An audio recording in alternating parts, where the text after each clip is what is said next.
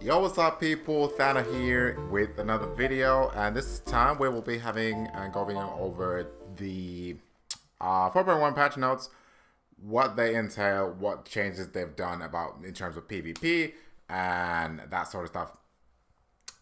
Sort of my thoughts, walkthrough, whatever.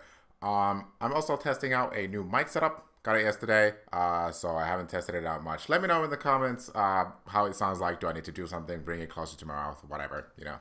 Let me know what you think. Is it better? But yeah, let's start. So basically, new PvP actions have been added to jobs, and some of them have been removed as well. So Warriors got Thrill of War.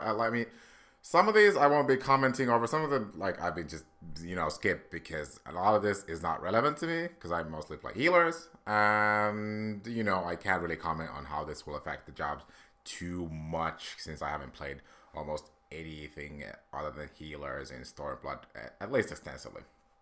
But yeah, Warriors got Thrill of War. Increase maximum HP of yourself and your party members by 10% and restores HP by 10%. I think this is a decent tool in a sense, like when comparing to shields, which don't register instantly. HP registers instantly, so you can save people from LBs and whatever. But I don't know if it's better than what you lost, which was, I think, in a release, which is really gonna help you with burst. So I don't know how useful that is going to be in the long run, but that's what changed. Dragon Sight is gonna be a weird addition because you lost Battle Litany, and I think that was 5%. And this is going to be 5% damage increase to everyone in the range of when you use it, and then Dragon Sight is 10%, but it's only for one other person you're linked to them. But you gotta be praying that someone is, or the person you link to is really gonna be staying next to you to receive that damage buff. And I don't know how much that is gonna be happening in solo queue, but it's a more focused buff, but harder to use, I guess, harder to coordinate. Troubadour, yeah, nah. Flamethrower, nah. Vercure, nice bit of extra utility for red mages. I like that. I mean, I didn't actually check if they lost anything to get that, but yeah. And then the jackpot, Astros, boy, my main job. So we lost draw, which was only drawing one card, and we got sleeve draw, which is your PvE like in comparison is it draws both Royal Road, saves one card, draws one card, and then Lord or the Lady. But in PvE, since we don't have saving and we don't have Royal Road, it draws one card and it gives you one minor arcana, which is Lord or Lady, that we also got in this patch. So, and it also does the same thing as draw, so it restores 1k MP on use. And it also works the same way as draw, basically how draw worked is the cooldown started the second you drew the card, and sleeve draw works the same way. So you can essentially get 4 cards in very short amount of time if you wait out with your draw. But yeah, basically, Minor Arcana is it burns one of your cards and turns it into either Lord or Lady of Crowns. And Balance Inspire, turn into Crowns, and then Ball and Ewer turn into Lady. I think this is sort of interesting in a sense, like you don't randomly get Lord and Lady, and you can somehow control what you get, but it's still RNG. But yeah, I think that's interesting compared to PvP where it's completely random. But yeah, Lord of the Crowns, my man. It doesn't do much damage. I mean, 1k is pretty big for healers, but or an OG CD anyway. But the additional effects are very interesting and might be kind of strong, a bit too strong on the too strong side, but kind of hard to judge yet. But basically, it reduces target's HP recovered by 10% by healing magic, obviously. And then you get a unexpected damage over time effect. So dots effect for 15 seconds and potency is 250. So really useful in terms of helping your team get a target down because it reduces the amount of healing they get and then increases, does damage plus gives a dot, so easier time of killing people. Then Lady of Crowns restores target party members HP. Cure potency is 250 again, or 2.5k. A pretty strong heal, OGCD heal as well. And then it also gives you a regen for 15 seconds, which I think that was what Astro was lacking. Some sort of other healing aside from just your, normal heals to assist you in healing, because oftentimes it felt like you didn't have much to keep people alive. Because you only had your heals to rely on, no shields, no regens, nothing. So these are super. I also suggested these changes in my Astrologian guide, so I think these are super good changes for Astrologians. I, however, do not sort of agree with the fact that we lost the orbit for cards. I think cards should sort of be balanced and changed separately, and then other utilities should be added. Whoop. Sorry. Other utilities should be balanced and changed in sort of a different slot separate from cards. So I think cards should have replaced or be balanced separately, and then other utilities should be. So we should have basically gotten something else to replace the orbit rather than cards replacing the orbit. But this is a good change. I think this was needed and whatever. But then we get into the PvP actions that have been adjusted or changed. Yeah. Not a lot of this is relevant to me because I don't know how this will affect the jobs too much. But one thing I have to say about the ninja action, the Sukuchi teleport, is it is fast as right now. So that's a good change. Good quality of life. Yeah.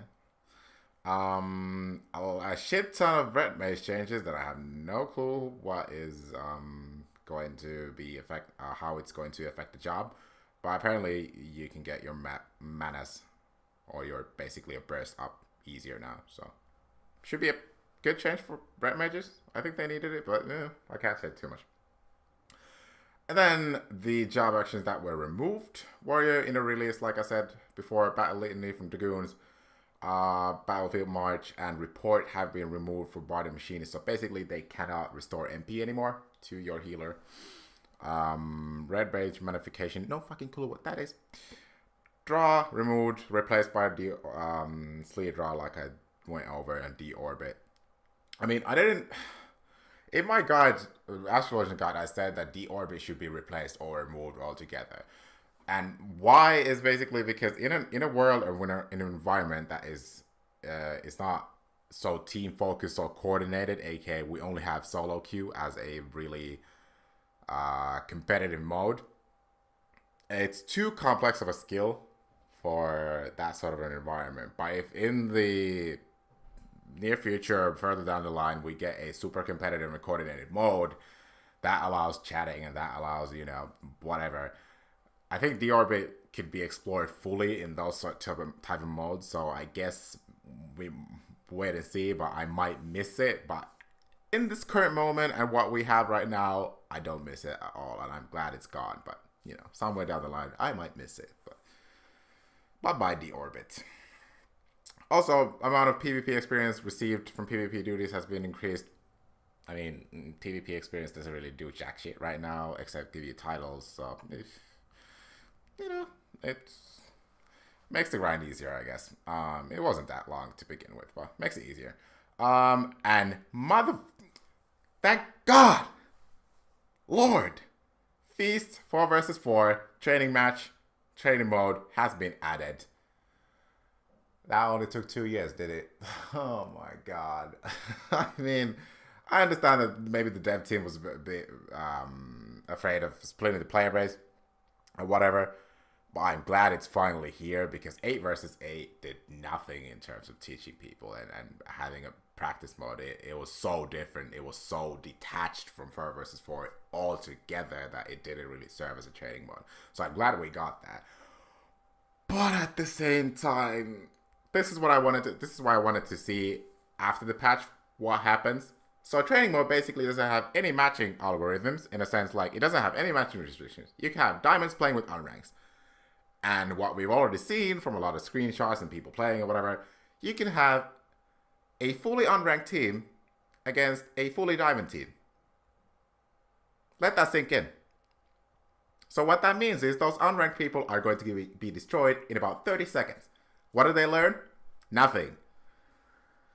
I mean, that's not gonna happen that much, you know. It's still new, it's still fresh. People are going to try it out, so there's a lot of different people playing. But when there's a chance of that even happening, in terms of, you know, it's not great practice for the veterans or the diamond people or whatever, because they stomp everyone in a very short amount of time. They don't learn about the new jobs they might be testing out. And the new people who are coming in for the mode for the first time or want to try something new, they get absolutely fucking curb stomped into the ditch in 30 seconds. And what are they don't get anything out of the experience. They don't learn anything. They don't have the chance to learn anything because they don't have the time to. They don't realize what happened before they actually, you know, face down in the dirt, you know? I don't understand. Like, I understand the fact that they maybe wanted to make sure that there's as many training matches going on as possible at one time, and that the training mode doesn't end up being dead because of matching restrictions. But no matching restrictions at all is going to do the same thing, pretty much, because the new people coming in are going to be like, hey, let me practice 4 versus 4, go in, get absolutely shit wrecked in about, you know, let's say like 5-10 matches straight. They're not going to join again. They're not going to come back in. They're not going to be like, you know, this is a pretty decent way of learning Feast, you know. They're going to be like, oh, shit, I just get my face kicked in 24/7. Why do I bother with this? So I think this is going to be a reverse effect of what they wanted to achieve with this, in some sense. And I don't... Like, even if it's going to be a three-tier matching system, you know, like gold's getting matched up with bronze, for example, or on ranks, I think that would be fine. Just have some sort of matching system. This is kind of, I don't think this is gonna help new people a lot. But I'm glad the training mode is at least in the game, so I have to give props for that, I guess. Then, matching algorithms have been adjusted for 4 versus 4 ranked match to ensure players are matched up with others of the same or adjacent tier, and thank God, finally. I think, I mean, the 2-tier matchmaking system was to probably ensure more matches going on, so that the mode doesn't end up being dead. But what it also did is you could, with the new ranking system, point system, you could very easily rank up and get points, even if you lost like a lot of your matches. You could still very easily get to gold, and at that point, the second you hit gold, you are able to get matched up with diamonds. The best people in the data center. Doesn't make any sense. So,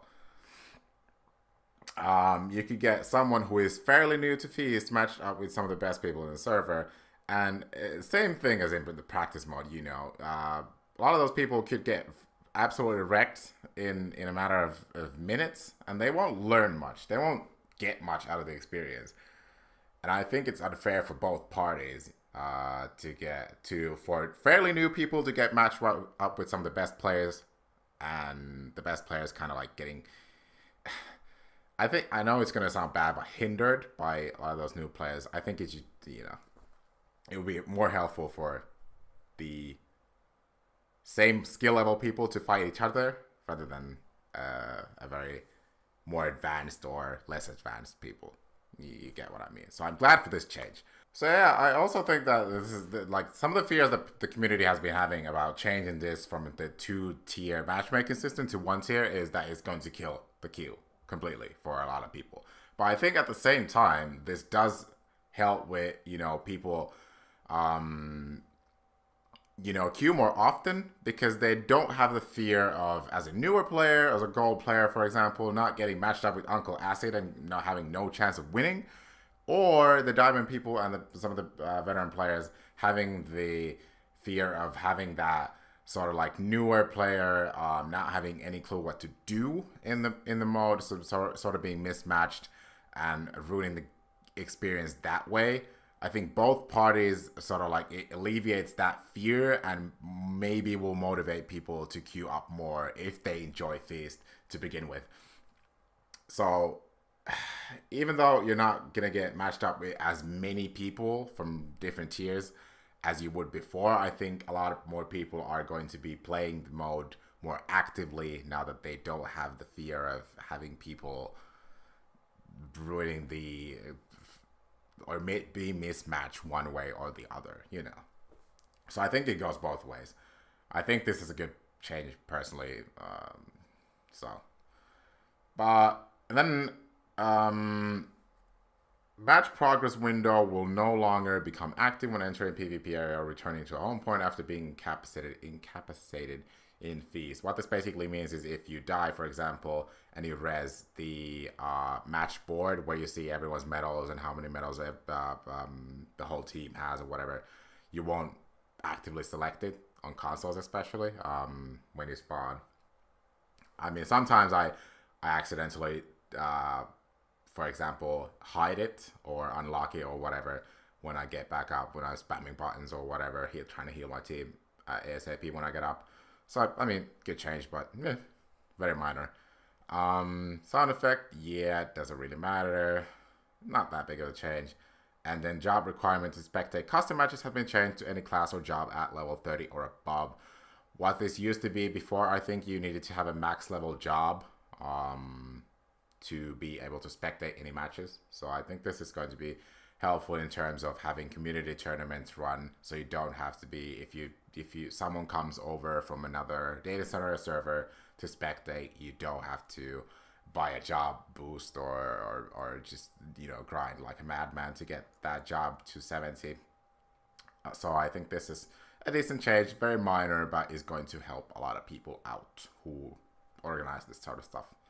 And one thing that I do want to point out and focus on is, you know, pre-Stormblood, I made a video and I've been talking about it a lot, is I did not have a lot of faith that the PvP changes would be coming any more regularly or frequently than in Heaven's Word, where it was like pretty much non-existent.